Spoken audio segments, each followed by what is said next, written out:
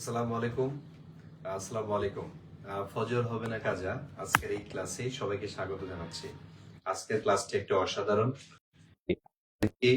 যে বিষয়টা আমি গুরুত্ব দিব সেটা হচ্ছে বিগত সালে আসা প্রশ্নগুলো এবং বিভিন্ন পরীক্ষাতে এসেছে এমন প্রশ্নগুলো। তো আজকে আমার এই ক্লাসটিতে আপনি যদি সম্পূর্ণ ক্লাসটি করেন, একটা ক্লাস থেকে 2 থেকে 3 বার কমন পাবেন ইনশাআল্লাহ। তো সেই গবেষণামূলক ক্লাসটি আপনাদের জন্য আমি ডিজাইন করেছি। সুতরাং আমরা চাই যে প্রত্যেকে এই ক্লাসটি একসাথে উপভোগ করি। তাই আপনাদের কাছে একটা রিকোয়েস্ট হলো ক্লাসটি শেয়ার করে দিবেন, যাতে আমাদের অন্যান্য ভাই বোন যারা আছে তারাও যাতে এই ক্লাসটি থেকে উপকৃত হতে পারে। তো আর দেরি নয়, আমাদের এই ক্লাসটি শেয়ার করে দিতে হবে। আমরা কে কে কে কে জেগে আছি, বাহ, যারা যারা জেগে আছি তারা যাতে সবাই প্রত্যেকেই যাতে আমাদের এই ক্লাসটি উপভোগ শিখতে পারি, সেটাই হচ্ছে আমাদের একটা টার্গেট। ওয়ালাইকুম আসসালাম। আর কে কোথা থেকে দেখছেন দেখি, কে কোন জেলা থেকে জয়েন করেছেন? ওয়ালাইকুম আসসালাম। সুরভি আপু অলরেডি সবার আগে জয়েন করে ফেলেছেন। তারপর হচ্ছে ইমরান হাসান ইমরান জয়েন করেছেন, থ্যাংক ইউ সো মাচ। তারপর আর কে কে জয়েন করেছেন? আচ্ছা, আপনাদের জেলাটা জানিয়ে দিবেন। হ্যাঁ, জেলাটা জানিয়ে দেন যে আপনি কোন জেলা থেকে জয়েন করেছেন। আমাদের সীমা খান জয়েন করেছেন, মোসাম্মদ সীমা খান। তারপরে আমাদের সিরাজগঞ্জ থেকে জয়েন করেছেন, আচ্ছা, সীমা ইসলাম। তারপরে সামিয়া ইসলাম জয়েন করেছেন আমাদের সাথে। তারপরে সজীব আব্বাস জয়েন করেছেন, হায়াত আক্তার জয়েন করেছেন। অনেকেই, বাহ, অনেকেই জয়েন করেছেন। আপনারা ঘুমান নাই? হ্যাঁ, ফজর পড়েছেন, বাহ, চমৎকার। তারপর সুব্রত জেট জয়েন করেছেন। তারপরে সোনা মসজিদ থেকে, আমি সোনা মসজিদ থেকে, মাই গড, সেই রাজশাহী চাঁপাই নবাবগঞ্জ নেত্রকোনা থেকে আমাদের আছেন। তারপরে নাজরিন নাহার আছেন আমাদের সাথে। তারপরে আমাদের সাথে আছেন জাকিয়া আপু। তারপরে শারমিন জাহান আছেন আমাদের সাথে। আচ্ছা, যেহেতু অনেকেই জয়েন করেছেন, ইব্রাহিম খান আছেন আমাদের সাথে, আয়েশা আক্তার, নিশাদ, আকলিমা সরকার, তারপরে হচ্ছে এখানে আছেন ইমরান হাসান ইমরান নেত্রকোনা থেকে, সিলেট থেকে আমাদের জাকিয়া মন্ডল। বাহ, বিভিন্ন অঞ্চল থেকে আমাদের সাথে যারা যারা আছেন প্রত্যেকেই স্বাগত জানাচ্ছি আজকের এই ক্লাসটিতে। আজকের এই ক্লাসটি মূলত হচ্ছে সাধারণ জ্ঞানের গবেষণামূলক ক্লাস। আপনারা জানেন নিবন্ধনে এই সাধারণ জ্ঞান একটা ফ্যাক্টর। অনেকেই সাধারণ জ্ঞানটাকে অবহেলা করে, সাধারণ মনে করে দেখা যাচ্ছে নাম্বার কম উঠে। এই জন্য আজ থেকে সাধারণ জ্ঞান নয়, বাংলা নয়, ইংলিশ নয়, প্রত্যেকটা সাবজেক্টকে সমান গুরুত্ব দিয়ে আপনাকে পড়তে হবে। আর বিগত সালের প্রশ্নগুলো পড়তে হবে। কারণ কি, এবার যে নবম শিক্ষক নিয়োগ পরীক্ষা হবে NTR CA, এই NTR CA তে আপনার 200 নাম্বারে পরীক্ষা হবে। 200 নাম্বারে কি হবে, পরীক্ষা হবে। আর যারা হচ্ছে প্রাথমিক বিদ্যালয়ের প্রধান শিক্ষক নিয়োগ পরীক্ষায় অংশগ্রহণ করবেন তাদের জন্য কিন্তু আজকের এই ক্লাসটি। আবার 10 থেকে 20তম গ্রেডে যারা অংশগ্রহণ করবেন তাদের জন্য কিন্তু আজকের এই ক্লাসটি স্পেশালি নবম শিক্ষক নিয়োগ পরীক্ষায় যারা অংশগ্রহণ করবেন তাদের জন্য। তো আজকের এই ক্লাসটি সমানভাবে গুরুত্বপূর্ণ প্রত্যেকের জন্য। আমি আমার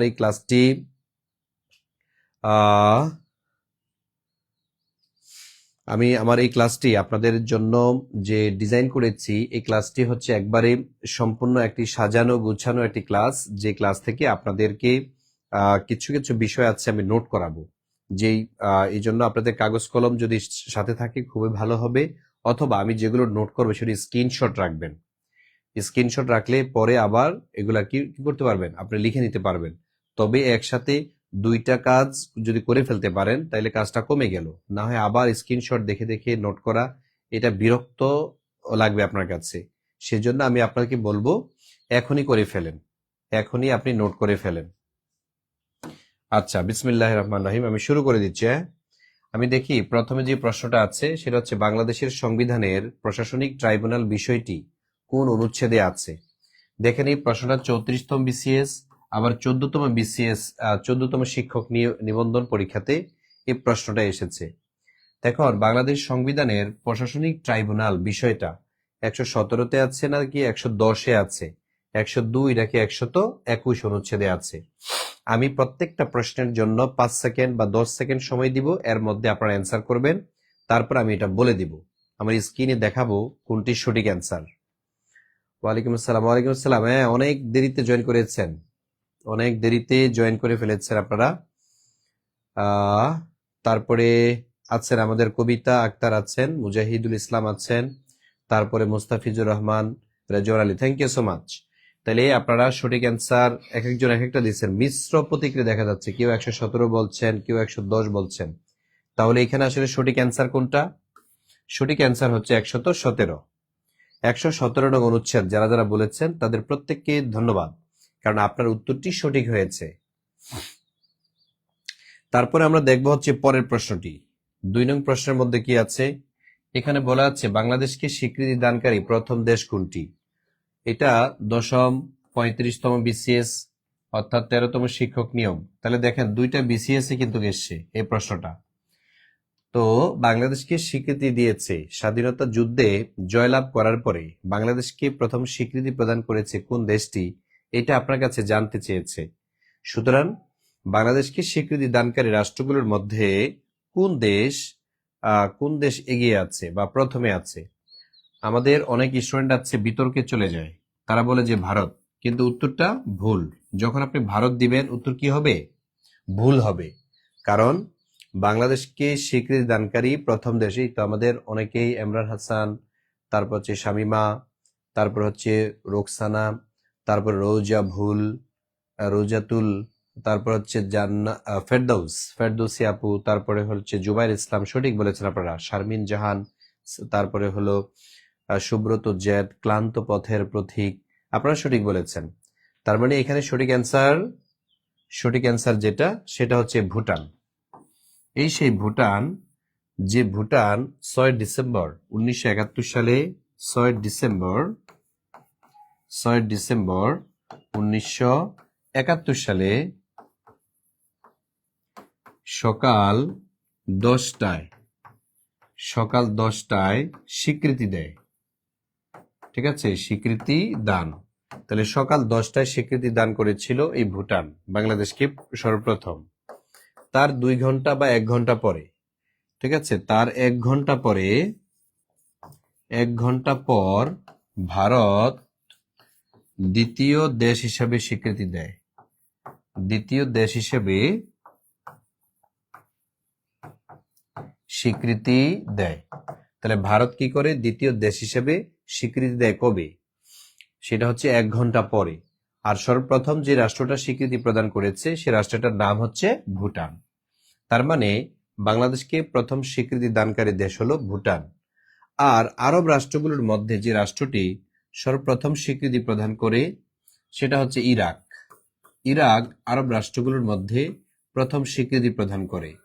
আর যদি দক্ষিণ পূর্ব এশিয়ার মুসলিম রাষ্ট্রগুলোর মধ্যে কোন দেশ বাংলাদেশকে প্রথম স্বীকৃতি প্রদান করে, তখন হবে ইন্দোনেশিয়া ও মালয়েশিয়া। মনে রাখতে হবে, এই যে ইন্দোনেশিয়া প্লাস মালয়েশিয়া, এই 2টা দেশ দক্ষিণ পূর্ব এশিয়ার মুসলিম দেশ হিসাবে প্রথম বাংলাদেশকে স্বীকৃতি প্রদান করে। আর যদি বলা হয় ইউরোপের রাষ্ট্রগুলোর মধ্যে প্রথম স্বীকৃতি প্রদান করে কে, উত্তর হবে পূর্ব জার্মানি। পূর্ব জার্মানি যদি অপশনে না থাকে তখন হবে পোল্যান্ড। সমাজতান্ত্রিক রাষ্ট্রগুলোর মধ্যে প্রথম স্বীকৃতি দানকারী রাষ্ট্র হচ্ছে পোল্যান্ড বা পূর্ব জার্মানি। পূর্ব জার্মানি হচ্ছে সমাজতান্ত্রিক দেশ, আর পোল্যান্ড এটা হচ্ছে আপনার একটা রাষ্ট্র যেটা ইউরোপের মধ্যে অবস্থিত। তাহলে পরীক্ষাতে 2 ভাবে আসতে পারে যে ইউরোপের রাষ্ট্রগুলোর মধ্যে সর্বপ্রথম বাংলাদেশকে স্বীকৃতি প্রদান করে কে, উত্তর হবে পোল্যান্ড। আর যদি পোল্যান্ড অপশনের মধ্যে না থাকে তখন হবে কি, পূর্ব জার্মানি। এবং সমাজতান্ত্রিক দেশ হিসাবেও পূর্ব জার্মানি। কারণ কি, 1961 সালে এই 2 জার্মানি আলাদা হয়েছিল, মানে জার্মানটা 2 ভাগে ভাগ হয়েছিল, পূর্ব জার্মানি আর একটা হলো পশ্চিম জার্মানি। তো এই পূর্ব জার্মানি তখন তো একটা দেশ ছিল। এই পূর্ব জার্মানি প্রথম বাংলাদেশকে ইউরোপের দেশ হিসেবে স্বীকৃতি প্রদান করেছিল। তো এই হচ্ছে মূলত স্বীকৃতির হিসাবটা। পরীক্ষাতে এগুলো আমাদের ঘুরে ফিরে আসে, আপনাদেরকে গুরুত্ব সহকারে এই বিষয়গুলো দেখতে হবে, গুরুত্ব সহকারে। ক্লিয়ার কিনা বলেন?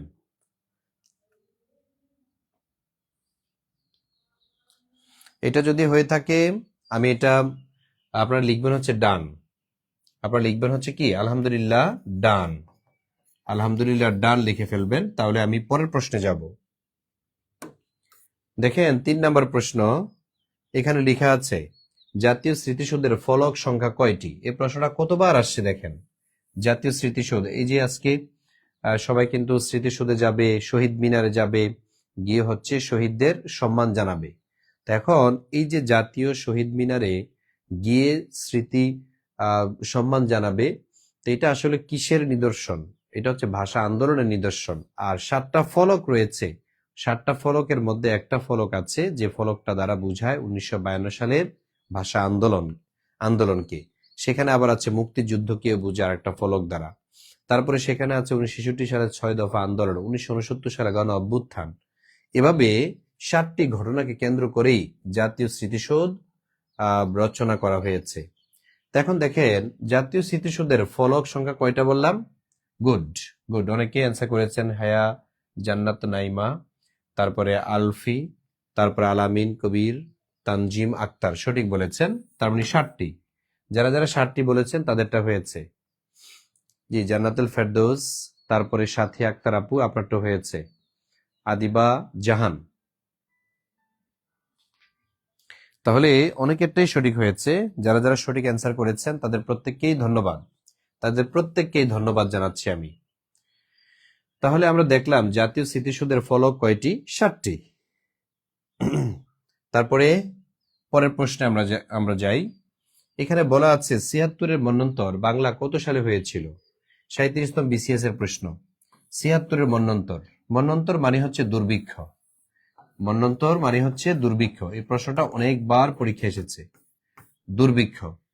তো ৭৬-এর মন্বন্তরটা বাংলা 1176 বঙ্গাব্দে হয়েছে, যার কারণে এটাকে ৭৬ মন্বন্তর বলা হয়। তখন ইংরেজি সাল ছিল 1770। তাহলে ইংরেজি 1770 আর বাংলা হচ্ছে 1176। দেখেন কোনটা মিলে। তাহলে এখানে কি 2টা দেয়া আছে, তাই না? তাহলে এখানে 1770 দেয়া আছে, আবার 1176 দেয়া আছে। আচ্ছা, এখানে যেহেতু বলেছে সালে, তাহলে সালে বলতে আমরা কোনটাকে বুঝবো? আমরা কি ইংলিশ বুঝবো নাকি বাংলা বুঝবো? এখানে 2টা উত্তরে কিন্তু হচ্ছে, দেখেন আপনি 1176 হয়, আবার 1770 হয়। এরকম যদি কনফিউজড হয়ে যান আপনি, পরীক্ষার 4টা অপশনের মধ্যে যদি দেখেন যে আপনি কনফিউজড হয়ে যাচ্ছেন, তখন আপনি কি করবেন? প্রথমটাকে অ্যান্সার করবেন। প্রথমটাকে আপনি অ্যান্সার করতে হবে। যেহেতু 1176 বঙ্গাব্দে কি হয়েছিল? ৭৬-এর মন্বন্তর হয়েছিল বা দুর্ভিক্ষ হয়েছিল, যার কারণে 1/3 মানুষ কি হয়েছিল? মারা গিয়েছিল দুর্ভিক্ষের কারণে। আর এটা হয়েছিল মূলত লর্ড ক্লাইভের দ্বৈত নীতি, তারপরে হচ্ছে একচাটিয়া নীতি এবং গাদ্দারির কারণে এই ঘটনাটা ঘটেছিল। তাহলে কি হবে? তাহলে আমরা দেখলাম 1176 সালে, 1176 মানে 1176 বঙ্গাব্দে, 1176 বঙ্গাব্দে এই ঘটনাটা ঘটেছিল। তারপর আসেন মোরা একটি ফুলকে বাঁচাবো বলে যুদ্ধ করি, গানটির গীতিকার কে? মোরা একটি ফুলকে, মনে রাখবেন ফুলের সাথে সম্পর্ক হচ্ছে ফল, তখন আপনি এটা অ্যান্সারটা করতে পারবেন। তাহলে মোরা একটি ফুলকে বাঁচাবো বলে যুদ্ধ করি, দেখি এটা অ্যান্সার করেন আপনারা। বাংলা লেখা আছে, জি বাংলাটা লেখা আছে, এই কারণে তো বললাম যে সিনথি ইসলাম সুরভি, সঠিক বলেছেন আপনি। সুব্রত জেড, তারপরে হচ্ছে গোলাম আজম, তারপর আয়েশা সিদ্দিকা নিশাদ, তারপরে হচ্ছে রাজু, তারপরে হচ্ছে রুমা বেগম বলেছেন, শামীম খান বলেছেন। আচ্ছা, হ্যাঁ, এখানে বাংলাটা আমাকে নিতে হবে, বাংলাটা নিতে হবে। কারণ কি? বাংলা 1176 বঙ্গাব্দেই এই দুর্ভিক্ষ হয়েছে বলে 76 থেকে 76-এর মন্বন্তর বলা হয়ে থাকে। তাহলে এই প্রশ্নের সঠিক অ্যান্সার আমরা পাইলাম গোবিন্দ হালদার, তাই না? মোরা একটি ফুলকে বাঁচাবো বলে যুদ্ধ করি, গানটির গীতিকার কে? গোবিন্দ হালদার। তো যারা যারা এই গোবিন্দ হালদার দিয়েছেন তাদেরটা সঠিক হয়েছে। মোরা একটি ফুলকে বাঁচাবো বলে যুদ্ধ করি, এটার লেখক কে বা রচয়িতা কে? উনি হচ্ছেন গোবিন্দ হালদার। আচ্ছা, আপনাদেরকে আমি একটু 1 মিনিট একটু একটা মেসেজ দিতে চাই, 1 মিনিট জাস্ট। সেটা হচ্ছে আপনারা যারা 19তম নিবন্ধনে অংশগ্রহণ করবেন তাদের জন্য আমরা একটা জেনারেল ফুল কোর্স চালু করেছি। জেনারেল ফুল কোর্সটা আমাদের এটা আপনাদের সেই 19তম নিবন্ধন পর্যন্ত চলবে। যে ফুল কোর্সের মধ্যে আপনাদের 100 নাম্বারের প্রিপারেশনটা আমরা নিয়ে দিব। এখানে বাংলা, ইংরেজি, তারপরে জিকে, ম্যাথ এবং ডেইলি সায়েন্স, এই যে 5টা বিষয়, এই 5টা বিষয় আমাদের এখান থেকে আপনি প্রস্তুতি নিতে পারবেন। 5টা বিষয়ের জন্য আমরা 100টা ক্লাস ডিজাইন করেছি, 100টা ক্লাস নিব। আর প্রতিটা ক্লাসের উপরে একটা করে পরীক্ষা, অর্থাৎ 100টা ক্লাস মানে হচ্ছে 100টা পরীক্ষা। আর প্রত্যেকটা ক্লাস আপনি রেকর্ড থাকবে। আপনি যদি আমাদের এখানে ভর্তি হন, আপনি প্রত্যেকটা ক্লাস রেকর্ড পাবেন। তারপরে ক্লাসের পর আমরা ইনশাল্লাহ ক্লাসের মধ্যে শেষ করে দিচ্ছি। এখন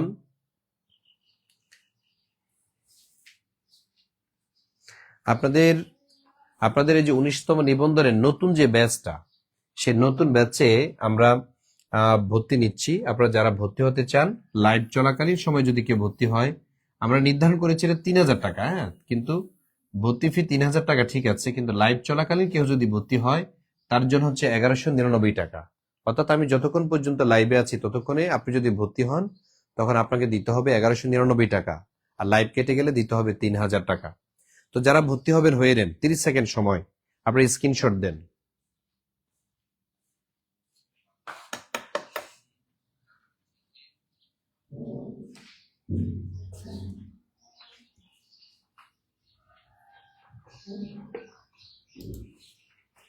তাহলে তাহলে আমরা দেখলাম এই যে নাম্বারটা ভুল করবেন না, 01767265758, এই নাম্বারে আপনারা হচ্ছে বিকাশ থেকে অথবা নগদ থেকে সেন্ড করবেন। সেন্ড করে লিখবেন হচ্ছে সেন্ড মানি ডান। ঠিক আছে, সেন্ড মানি ডান লিখে দিবেন। তো আমি পরবর্তী প্রশ্নে যাচ্ছি, আপনারা প্রস্তুতি গ্রহণ করুন। পরবর্তী প্রশ্নে যাচ্ছি। তো যারা যারা 19তম নিবন্ধনের জন্য একটা প্ল্যাটফর্ম খুঁজছেন তাদের জন্য হচ্ছে আমাদের এই প্ল্যাটফর্মটা আপনার জন্য বেস্ট একটা জায়গা। আপনি নিশ্চিন্তে এখানে ভর্তি হতে পারেন, নিশ্চিন্তে। আপনারা যারা ভর্তি হবেন তারা হচ্ছে এই যে উপরে যে নাম্বারটা দেওয়া আছে, এই নাম্বারে হলো আপনি 1199 টাকা বিকাশ অথবা নগদ থেকে সেন্ড মানি করে আমাদের সাথে যুক্ত হবেন।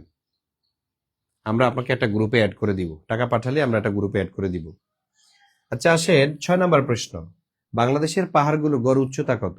10ম শিক্ষক নিবন্ধনের প্রশ্ন এটা। বাংলাদেশের পাহাড়গুলোর গড় উচ্চতা কত? করেন, আপনারা অ্যান্সার করেন।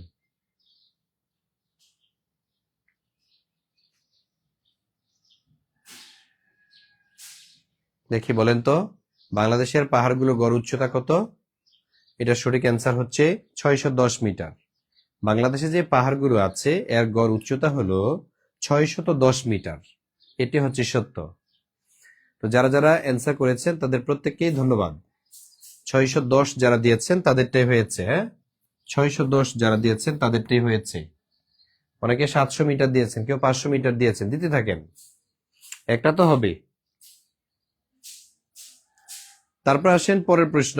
পরের প্রশ্নে বলা আছে সেন্ট মার্টিন দ্বীপের অপর নাম কি? এটা সবাই পারার কথা। আপনারা অবশ্যই ডিটেলস লিখেন না, হ্যাঁ, ডিটেলস লেখা দরকার নাই। ক খ গ ঘ যেটা অ্যান্সার, শুধু ক খ গ ঘটা আপনারা বসাবেন। তাহলে সেন্ট মার্টিন দ্বীপের অপর নাম কি? দেখি সবার আগে কি অ্যান্সার করতে পারেন। আমাদের জাকির হোসাইন অ্যান্সার করেছেন। না, জাকির না, সিনথিয়া সরুবি আপু, তারপরে আক্তারুজ্জামান, তারপরে আচ্ছা মর্জিনা অ্যান্সারটা সঠিক হয়েছে। তারপর হচ্ছে জিমা, রফিকুল আলম সিদ্দিকী সঠিক বলেছে। রেবেকা সুলতানা সঠিক হয়েছে। তো মর্জিনা আপু আপনারটা সঠিক হয়েছে, থ্যাংক ইউ সো মাচ। তারপরে হচ্ছে রহিমা কবির,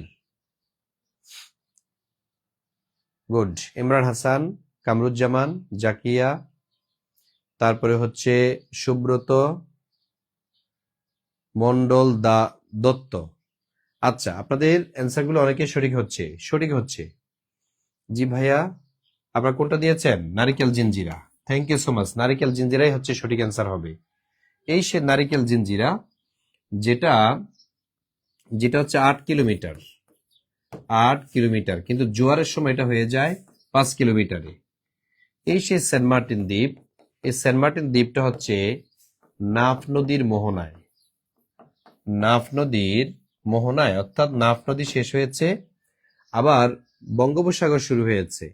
এখানে মূলত হচ্ছে এই সেন্ট মার্টিন দ্বীপটি। সেন্ট মার্টিন বাংলাদেশের সর্বদক্ষিণের একটা ইউনিয়ন,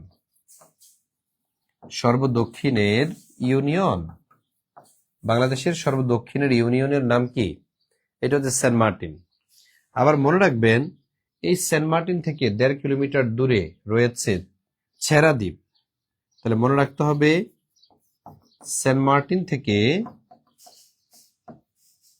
1.5 কিলোমিটার দূরে ছেড়া দ্বীপের অবস্থান, ছেড়া দ্বীপের অবস্থান, ছেড়া দ্বীপের অবস্থান, যেটা 2000 সালে কি হয়েছে? 2000 সালে আবিষ্কার হয়েছে, যেটা 2000 সালে কি হয়েছে? আবিষ্কার।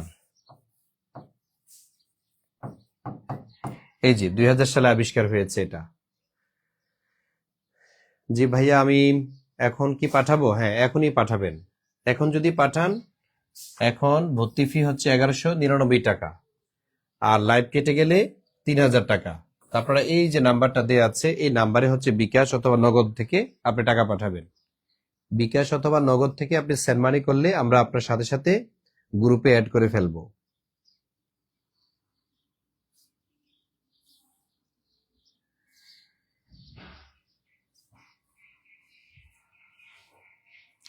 হ্যাঁ, দ্রুত দ্রুত স্ক্রিনশট দেন, লিখেন ডান, স্ক্রিনশট দিয়ে লিখবেন হচ্ছে ডান। এই স্যার, কমেন্ট বক্সটা একটু দেখেন।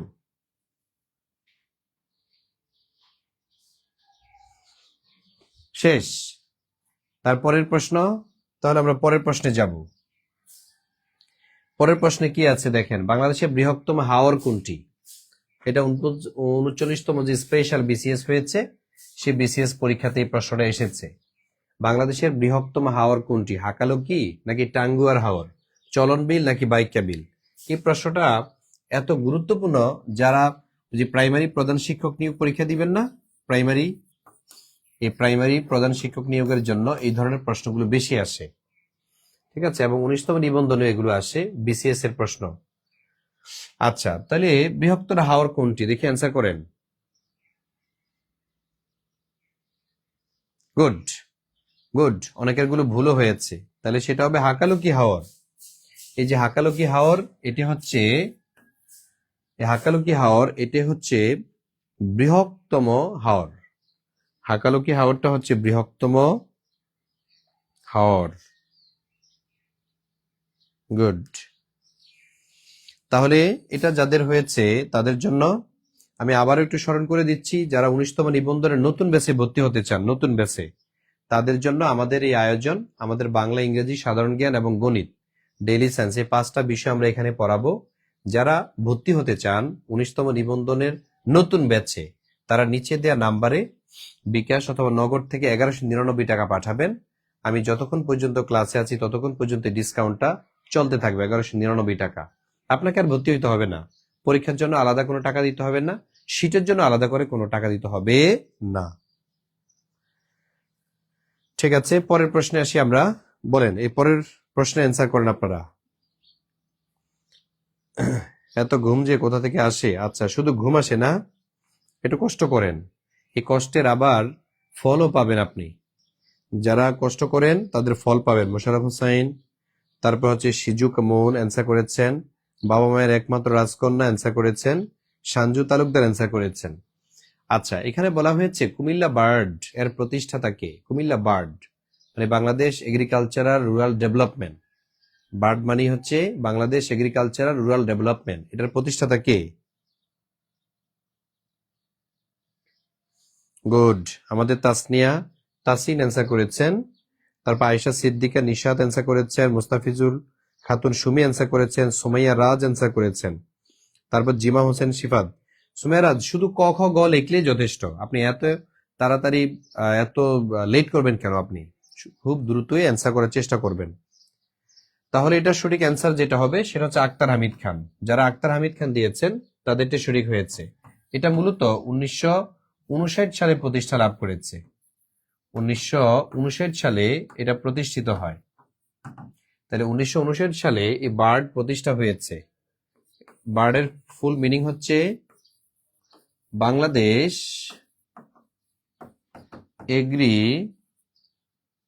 এগ্রিকালচারাল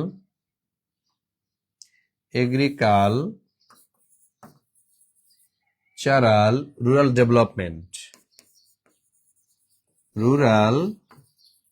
ডেভেলপমেন্ট এই যে এটি হচ্ছে মূলত বার্ড। এটা হচ্ছে মূলত বার্ড যেটা 1959 সালে প্রতিষ্ঠা লাভ করেছে, যেটা 1959 সালে প্রতিষ্ঠিত হয়েছে। বাংলাদেশ এগ্রিকালচারাল রুরাল ডেভেলপমেন্ট যেটা 1959 সালে প্রতিষ্ঠিত হয়েছে। 1959 সালে কি হয়েছে? প্রতিষ্ঠা লাভ করেছে বার্ড রার্ড। তারপরে আসেন পরের প্রশ্নে আসি, আমরা 10 নম্বর প্রশ্নে আসি, দেখি কি আছে। আচ্ছা, একটু আগে বলে রাখি, আক্তার হামিদ খানকে নাইট উপাধি দিয়েছে যুক্তরাজ্য সরকার। ব্রিটেন সরকার নাইট উপাধি দিয়েছে, তাদের সর্বোচ্চ পুরস্কার যেটা। বলেন 10 নম্বর প্রশ্ন, সুয়েজ খাল কোন দুটি সাগরকে যুক্ত করেছে? ভূমধ্য ও লোহিত সাগর, আটলান্টিক ও প্রশান্ত। ঠিক আছে, এখানে অ্যান্সার করেন আপনারা। গোলাম আজম, তারপর হচ্ছে মাইকেল, তারপরে হচ্ছে কামিল হোসাইন, জিমান হোসাইন শিফা, তারপরে হচ্ছে আমাদের তুষার ইমরান, রোজাতুল, সোহেল রানা, আমার নামই নাম, তার মুস্তাফিজুর রহমান অ্যান্সার করেছেন। শুভমণ্ডল দত্ত অ্যান্সার করেছেন। তারপরে সুমাইয়া রাজ অ্যান্সার করেছেন। তাসনিয়া তাসিন অ্যান্সার করেছেন। তারপর হোসেন আহমেদ অ্যান্সার করার চেষ্টা করেছেন। তাহলে এখানে সঠিক অ্যান্সার কোনটা? Thank you so much. যারা যারা সঠিক অ্যান্সারটি ভূমধ্য সাগর লোহিত সাগর দিয়েছেন তাদেরটাই সঠিক হয়েছে। তাহলে ভূমধ্য সাগর ও লোহিত সাগর এই দুইটা সাগরকে যুক্ত করেছে এই খালটা। তাহলে এটা হচ্ছে কি? সুয়েজ খাল। এ হলো সুয়েজ খাল।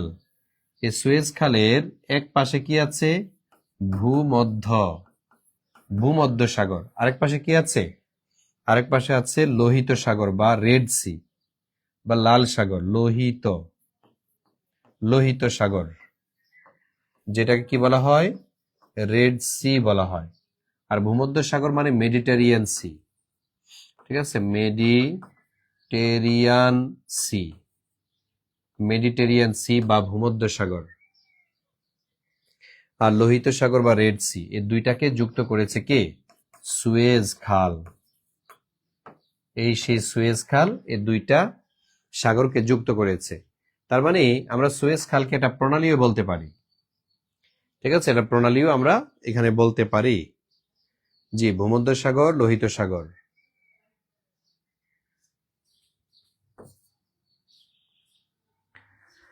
আচ্ছা, তাহলে যারা যারা অ্যান্সার করেছেন অধিকাংশের অ্যান্সারে সঠিক হয়েছে।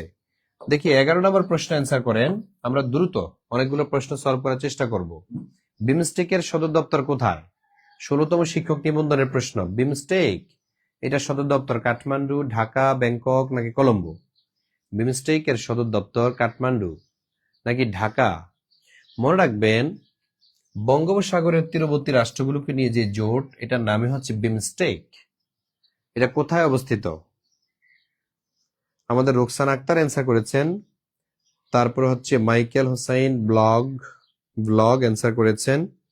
রেবেকা সুলতান আপু, তারপর হচ্ছে সুমায়াস কুক অ্যান্ড আদার বুক, মুস্তাফিজুর রহমান, শুভমণ্ডল দত্ত, আয়েশা আক্তার নিশাদ, তুমি শুধু আমার অ্যান্সারটা সঠিক হয়েছে।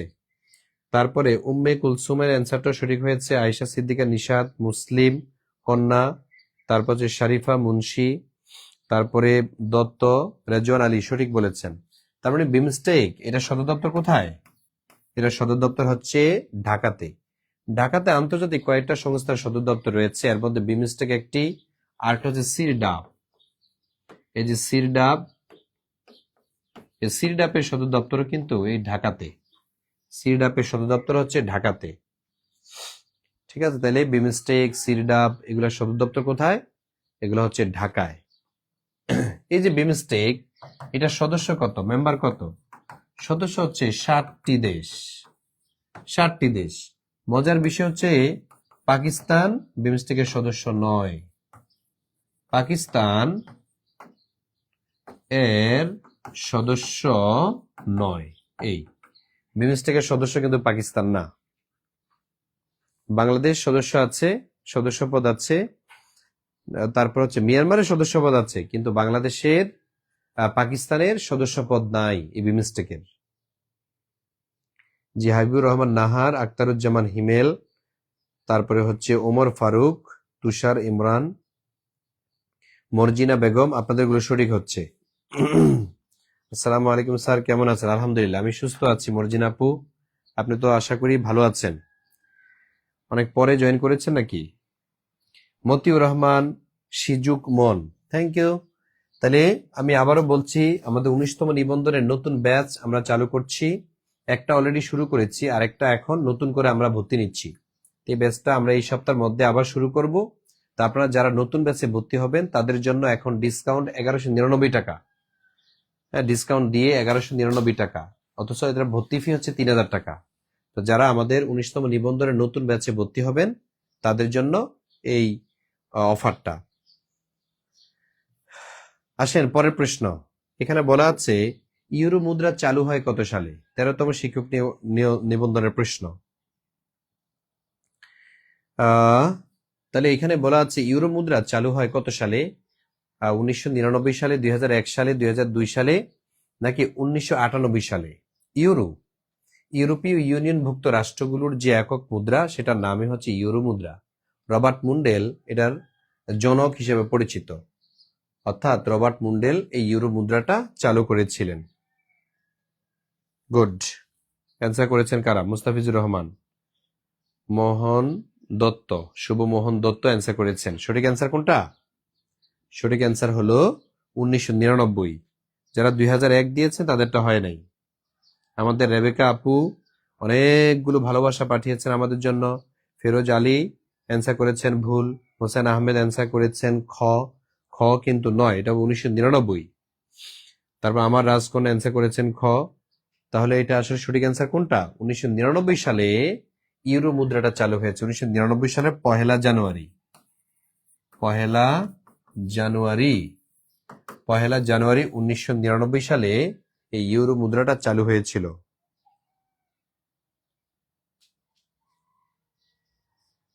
ক্লিয়ার?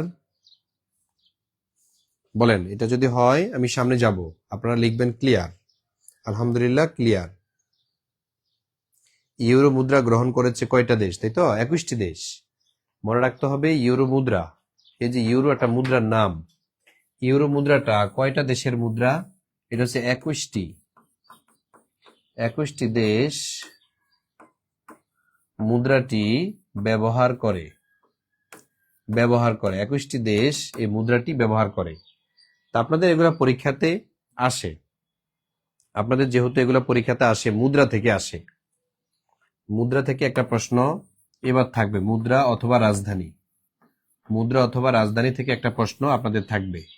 তাই মুদ্রাগুলো ছন্দ আকারে যদি শিখতে চান, আপনাদের জন্য সোহেলস ম্যাপটা সংগ্রহ করার জন্য বলছিলাম। সোহেলস ম্যাপ, 2টা মানচিত্র আছে, এই 2টা মানচিত্র একটু সংগ্রহ করবেন। ঠিক আছে, সোহেলস ম্যাপ, এটা ছবি দেখে, এটা এই মানচিত্রটার লেখক আমি। ঠিক আছে, পিছনে ছবি দেখে তারপরে কিনবেন, নীলক্ষেতে পাওয়া যায়। আর যারা না পান তারা হচ্ছে অনলাইনে যোগাযোগ করবেন আমার সাথে। ঠিক আছে, সোহেল স্যার জিকে পেজে আপনারা যোগাযোগ করবেন। আচ্ছা, এবার আসেন পরবর্তী প্রশ্ন। এখানে বলা আছে পৃথিবীর গভীরতম হ্রদ কোনটি? পৃথিবীর গভীরতম হ্রদ। আমার কমেন্ট পড়েন না কেন বোন? আপনার কমেন্ট কেন পড়বো না? ভাই ভাই ভাই আমিনুল ভাই বলছে আমার কমেন্টে পড়ে না। পড়ি তো, যতটুকু সম্ভব আমি কিন্তু বাদ দেওয়ার চেষ্টা করি না। যারা অ্যান্সার করছেন দেখে এটা অ্যান্সার করেন। আমিনুল ভাই এটা অ্যান্সার করেন আপনি। পৃথিবীর গভীরতম হ্রদ কোনটি? কাস্পিয়ান সাগর, বৈকাল হ্রদ, সুপিরিয়র হ্রদ নাকি ভিক্টোরিয়া হ্রদ? এই যে জুনায়েদ ভাই অ্যান্সার করেছেন, তারপরে আলফি অ্যান্সার করেছেন, চেষ্টা করছেন আর কি। তারপরে জাকারিয়া নয়ন অ্যান্সার করেছেন, সোহেল রানা, তারপরে হচ্ছে হোসেন আহমেদ, তারপরে নোমান, অনেকেই অ্যান্সার করেছেন। তাহলে সঠিক অ্যান্সার হচ্ছে বৈকাল হ্রদ।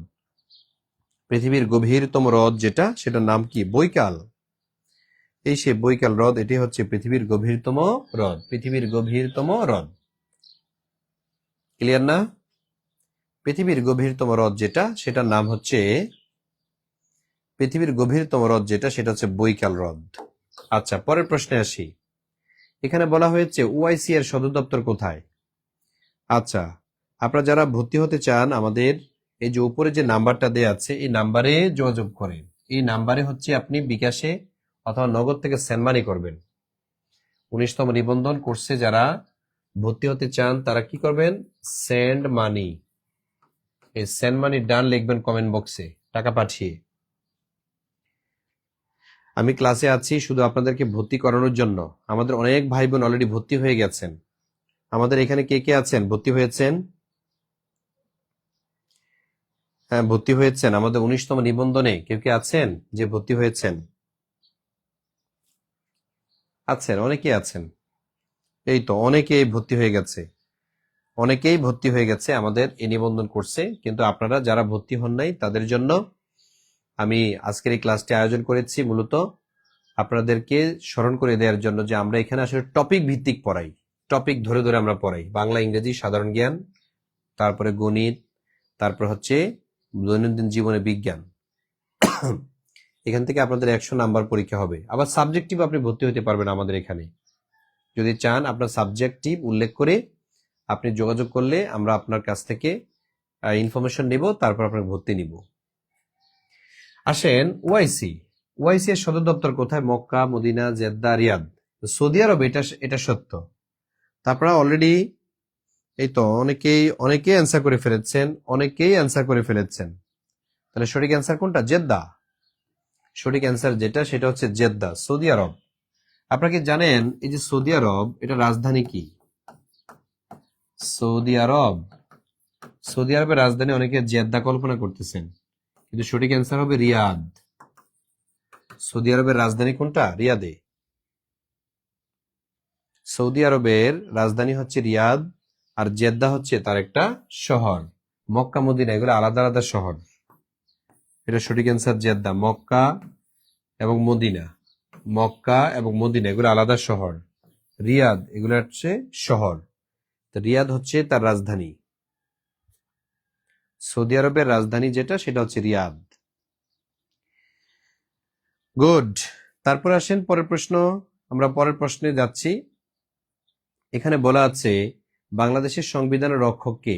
জাতীয় সংসদ, নির্বাহী বিভাগ, নাকি সুপ্রিম কোর্ট, নাকি রাষ্ট্রপতি? অ্যান্সার করেন, কমেন্টে জানান যে আমি হয়েছে আলহামদুলিল্লাহ। আচ্ছা, ভর্তি হন নাই এখনো আমাদের কোর্সে, এরকম কেউ কি আছেন এখানে? এখনো 19তম নিবন্ধন কোর্সে ভর্তি হন নাই? যদি কেউ থেকে থাকেন আমাকে একটু জানান তো।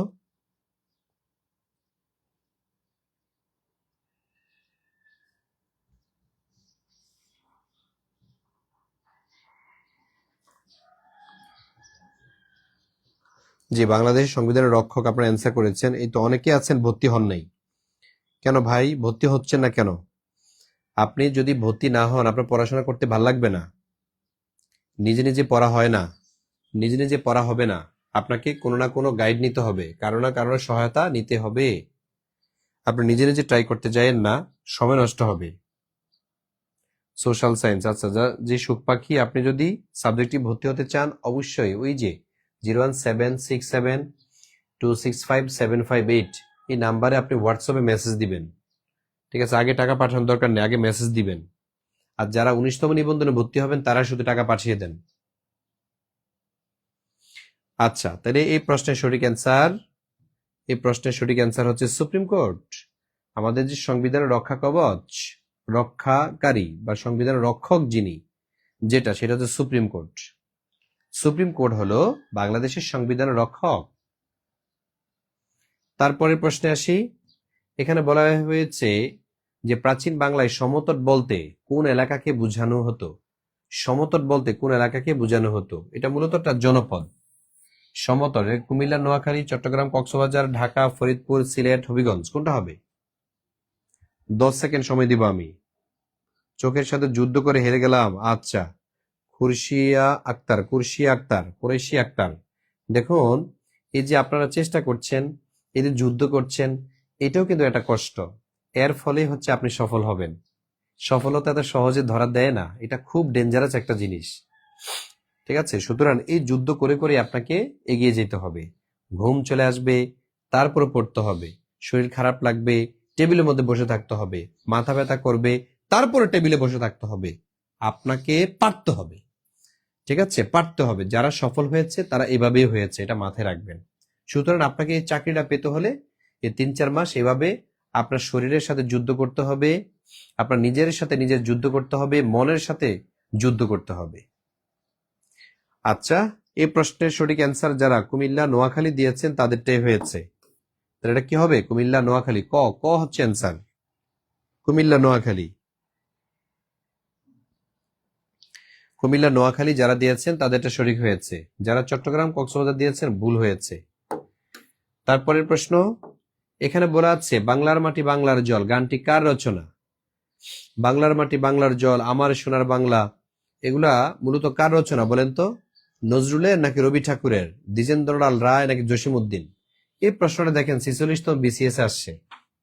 সর্বশেষ এই যে 46তম যে বিসিএসটা হয়েছে না, এই 46তম বিতর্কিত বিসিএস, এই বিসিএস এই প্রশ্নটা এসেছিল বাংলার মাটি বাংলার জল গানটি কার রচনা? এটা আপনারা নিশ্চয়ই জানেন। বঙ্গভঙ্গের প্রতিবাদে রবীন্দ্রনাথ ঠাকুর 2টা গান রচনা করেছিলেন। একটা হচ্ছে বাংলার মাটি বাংলার জল, আরেকটা হচ্ছে আমার সোনার বাংলা। তার মানে এই প্রশ্নের সঠিক অ্যান্সার যেটা, সেটা হচ্ছে রবীন্দ্রনাথ ঠাকুর। যারা রবি ঠাকুর দিয়েছেন, এই যে আয়শা আপু, তারপর সালেহ খাতুন, তারপরে হচ্ছে আমাদের মুন্সি শরীফা মুন্সি, সানজিদা আক্তার, তারপরে জয় তরফদার, রেবেকা সুলতানা, আয়েশা চৌধুরী, তারপর হচ্ছে রোকসানা আক্তার, তারপর হচ্ছে জাইমা রহমান, সরি জাইমা হোসেন শিফা সঠিক বলেছেন। যে আপনাদের অনেকের অ্যান্সারটা সঠিক হয়েছে। তারপরের প্রশ্ন, পরের প্রশ্নে আমরা চলে যাই। পরের প্রশ্নে যাওয়ার আগে আমি আবারও স্মরণ করে দিচ্ছি, 19তম নতুন নিবন্ধনের নতুন ব্যাচে ভর্তি হতে নিচে দেয়া নাম্বারে 1199 টাকা দিবেন। আর আমি লাইভ কেটে দিলে 3000 টাকা। আপনি যদি, এটা এখন আমি ক্লাস নিচ্ছি, আপনি যদি সকাল 7টা বাজে বা 7:30টায় কল দেন, তখন আপনাকে 3000 টাকা দিতে হবে। কারণ ডিসকাউন্ট তো ডিসকাউন্ট সবসময় নয়। এই 1199 টাকার মধ্যে আপনি কি পাচ্ছেন? 100টা ক্লাস পাচ্ছেন, 100টা পরীক্ষা পাচ্ছেন, সকল ক্লাসের রেকর্ড থাকবে, ক্লাসের পর আমরা ক্লাসে আদায় করব এবং পরে দেব, মুখস্থ করে দিব। এতগুলো সুবিধা যেহেতু আপনি পাচ্ছেন, সুতরাং আপনাকে ট্রাই তো করতেই হবে, আপনাকে ইনভেস্ট তো করতে হবে। তবে বিষয়টা হচ্ছে 19তম নিবন্ধনের আগ পর্যন্ত আমরা পড়াবো, আর কোনো ফি নিব না আপনাদের কাছ থেকে। এই 1199 টাকার মধ্যে শেষ। একজনে বলছেন যে স্যার আমার কাছে একটু কম আছে। যে আপনার কাছে যত টাকা কম আছে পাঠান। একান্ত যদি আপনার 20-50 টাকা 100 টাকা যদি কম থাকে পাঠিয়ে দেন, 1100 টাকা পাঠিয়ে দেন, আমরা অ্যাড করে নিব। এটার জন্য আপনার কাছে আর জরিমানা করা হবে না, চাওয়া হবে না। স্যার আমি একটু পরে পাঠাবো। জি পাঠান, ঠিক আছে, ঘুম থেকে উঠিয়ে পাঠান, নো টেনশন। ঘুম থেকে উঠিয়ে 3000 টাকা পাঠাবেন। আচ্ছা আসেন, বাংলাদেশের মুক্তিযুদ্ধে ক্র্যাক প্লেটুন কোন শহরের সাথে যুক্ত ছিল? ক্র্যাক প্লেটুন 1971 সালে কয়েকটা গ্রুপে বিভক্ত হয়ে পাকিস্তানদের বিরুদ্ধে যুদ্ধ পরিচালনা করেছিল। তো এর মধ্যে একটা হচ্ছে ক্র্যাক প্লেটুন, যারা বড় বড় বিল্ডিং গুলোতে বোমবাস্টিং করতো, বড় বড় জায়গাতে মিসাইল কি বলে বোম মারতো, হাত বোম মারতো, তারপরে অস্ত্র নিয়ে যুদ্ধ করতো। এরা হচ্ছে ক্র্যাক প্লেটুন। এটা কোন শহরের সাথে? এটা মূলত ঢাকার শহরের সাথে। হ্যাঁ, এটা মূলত হচ্ছে ঢাকা। যারা ঢাকা দিয়েছেন তাদেরটা সঠিক হয়েছে। জি আমাদের এই যে সুব্রত দত্ত স্যার, আপনার লেকচারে 2টা ক্লাস টেস্ট হয়নি। আচ্ছা ভাইয়া, এটা নিজ দায়িত্বে আমি নিয়ে নিব, নো টেনশন। প্রতিটা ক্লাসের উপরে আপনি পরীক্ষা পাবেন। প্রতিটা ক্লাসের উপরে, যে ক্লাসটা হয়েছে এটার উপরে হবেই পরীক্ষা হবে। পরীক্ষা মিস নাই, আমাদের সবকিছু রেডি আছে। আচ্ছা, তারপরের প্রশ্ন 19 নম্বর প্রশ্ন। এখানে বলা আছে আর্যদের ধর্মগ্রন্থের নাম কি ছিল? আর্য, হ্যাঁ, একটা হচ্ছে আর্য, একটা হচ্ছে অনার্য। তবে এই যে আর্যরা মূলত হচ্ছে হিন্দু। এরা এসছে কোথা থেকে? এরা পারস্য থেকে এসেছে আমাদের এই ভারতবর্ষে। এরা হচ্ছে ইউরাল পর্বতের দক্ষিণ পাশ থেকে, ইউরাল পর্বতের দক্ষিণ তৃণভূমি থেকে এরা এসেছে। ইউরাল পর্বতের দক্ষিণ তৃণভূমি থেকে এই আর্যরা এসেছে। তো আর্যদের যে পবিত্র গ্রন্থ, এটা কি বেদ, ত্রিপিটক, মহাভারত, রামায়ণ? কোনটা হবে? আর্যরা কোন গ্রন্থটা পাঠ করতেন? কোন গ্রন্থটাকে তারা প্রধান গ্রন্থ হিসাবে বা ধর্মীয় গ্রন্থ হিসাবে তারা কি করেন? সম্মান করেন। এই প্রশ্নের সঠিক অ্যান্সার যেটা, সেটা হচ্ছে বেদ। যারা বেদ দিয়েছেন তাদেরটা সঠিক হয়েছে। মহাভারত, রামায়ণ এগুলো হিন্দুদের পবিত্র গ্রন্থ, তবে বেদ যেটা, সেটা হচ্ছে একবারে এটা প্রতিদিন পাঠ করে তারা। হিন্দু ধর্মের লোকজন এখনো বেদ পাঠ করে, গীতা পাঠ করে। বেদের কয়েকটা ব্রাঞ্চ আছে আবার। 20 নম্বর প্রশ্ন, বাংলাদেশের বন গবেষণা ইনস্টিটিউট কোথায় অবস্থিত? বন গবেষণা 43তম বিসিএস এর প্রশ্ন। দেখেন, আমি বলছি যে বিগত সালের প্রশ্নগুলোর মধ্যে বিসিএস নিবন্ধন 10 থেকে 20তম গ্রেডে যে প্রশ্নগুলো এসেছে সব প্রশ্ন ব্যাখ্যা সব করে নিতে হবে, তাহলে এখান থেকে প্রশ্ন পাবেন আপনি। বাংলাদেশ বন গবেষণা কেন্দ্র, চা গবেষণা কেন্দ্র, আম গবেষণা কেন্দ্র, আলু গবেষণা কেন্দ্র, এই যে গবেষণা কেন্দ্র, ডাল গবেষণা কেন্দ্র, মহিষ গবেষণা কেন্দ্র, গরু গবেষণা কেন্দ্র, এগুলো থেকে একটা প্রশ্ন আপনি নিবন্ধনেই পাবেন। নিবন্ধনে আপনি এখান থেকে একটা প্রশ্ন পাবেন। দেখি 20 নম্বর অ্যান্সার কারা করেছেন?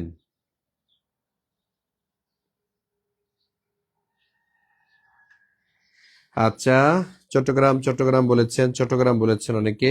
খালেদ সাকি অ্যান্সার করেছেন, জয় তফরদার, তারপর আমাদের তাসিন আপু অ্যান্সার করেছেন, তুমি শুধু আমার অ্যান্সার করেছেন, মর্জিনা আপু অ্যান্সার করেছেন, রোকসান আক্তার, হোসেন আহমেদ অ্যান্সার হয়েছে। তাহলে সঠিক অ্যান্সার কোনটা? চট্টগ্রাম। বন গবেষণা কেন্দ্র হচ্ছে চট্টগ্রাম। তাহলে যদি বলা হয় কোন অঞ্চলে বনভূমি বেশি, অঞ্চল হিসেবে বনভূমির পরিমাণ বেশি। বনভূমির পরিমাণ বেশি কোথায়? সেটা হচ্ছে পার্বত্য জেলাগুলোতে। পার্বত্য